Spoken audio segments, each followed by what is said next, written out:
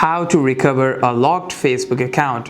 First, you want to simply open the Facebook application or the Facebook website. After that, what you want to do is you want to simply go to the login page over here. At the login page, you'd be able to see a page which will look something like this. And what you want to do is you want to simply type it out your email over here and password over here and try to log in.